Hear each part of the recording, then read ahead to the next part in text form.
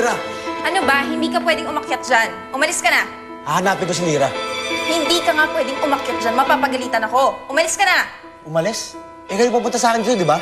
Oh, ako rin magpapalis sa'yo. Umalis ka na. Kung hindi, papadambot kita sa guard. Alis.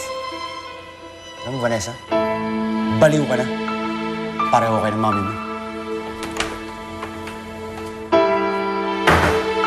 Anong ginagawa ng babaeng yan dito? Ginawa ko si Senny para magtrabaho para sa akin. Ginawa ko siya uling nurse para sa clinic. Ano? Hindi pwede.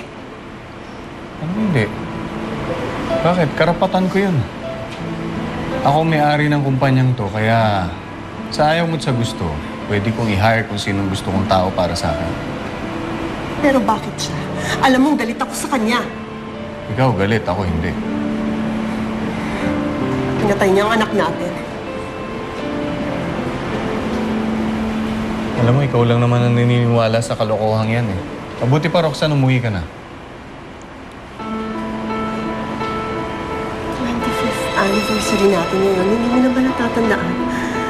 Wala akong pakialam. Kahit na 100th anniversary pa natin. Tapos na sa atin ang lahat eh. Di pa ba malinaw sa'yo? Ito pa oh. Oh, ayan. I hate you! Yeah, right.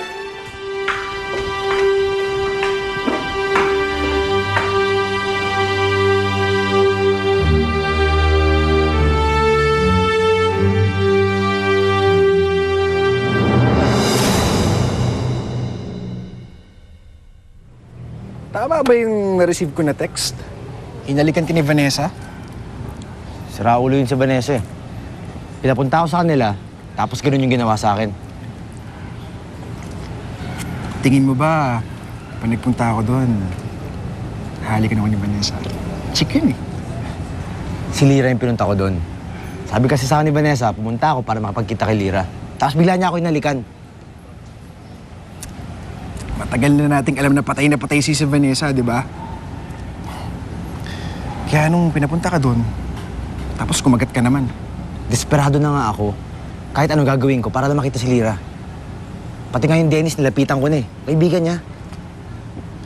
May chance gumana yung plano niyo ni Dennis. Kaya doon ka na lang, balato mo na sa akin si Vanessa. Ikaw nakikisali ka pa eh. Si Vanessa, sira ulo. Hindi desperado. Hindi ka papatulan nun. Ayusin mga stabilizer nito. Sakto magsalita nito.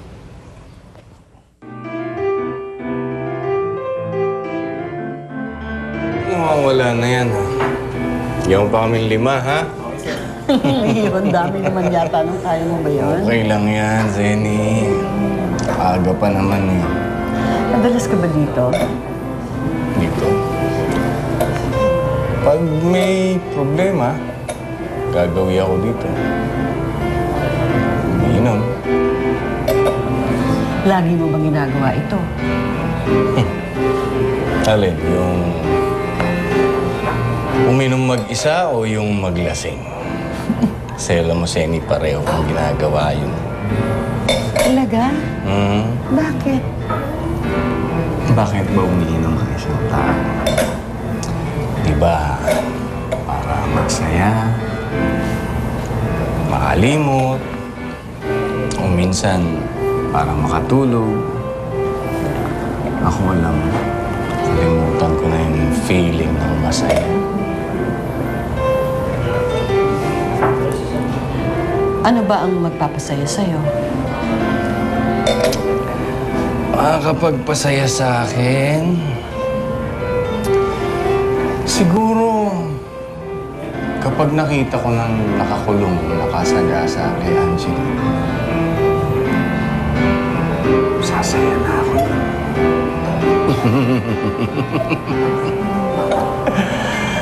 Kaso sasaya ako noon sa araw lang siguro na yun. Dahil pagdating ng kinabukasan, maaalala ko na kahit nakakulong na yung taong nakasagasa kay Angeline, hindi pa rin naman ako babalik dun sa dati kong buhay.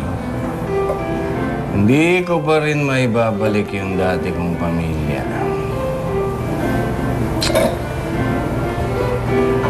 pa rin mangyayari. Ganun pa rin. Kaya, alam mo ba kung anong gagawin ko, Senny?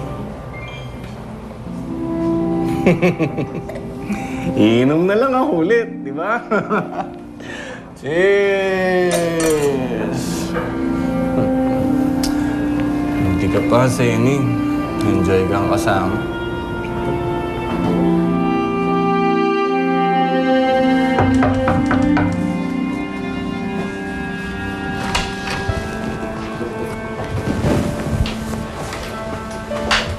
Anong kailangan mo? Yung halik ni Prince? Ay, nakuha na pala yun. Nakita mo naman, diba? Nakita ko. At wala akong pakialam. Alam ko naman na pakana mo lang lahat yun eh. Pero, alam mo, Vanessa, naiintindihan kita. Kaya okay lang sa akin. Ikaw kasi, alam kong kulang ka sa pansin kaya kailangan mong gawin yun. Pero, alam naman natin na kahit anong gawin mo, hindi mo makukuha si Prince. Sinusubukan mo ba ako? Vanessa, kung ano man yung gulong nasa isip mo at gagawin mo, itigil mo na. Kasi hindi mo talaga makukuha si Prince. Makukuha ko siya. In fact, makukuha ko lahat ng nasa iyo. Lahat ng inagaw mo sa akin, babawiin ko. Naiintindihan mo?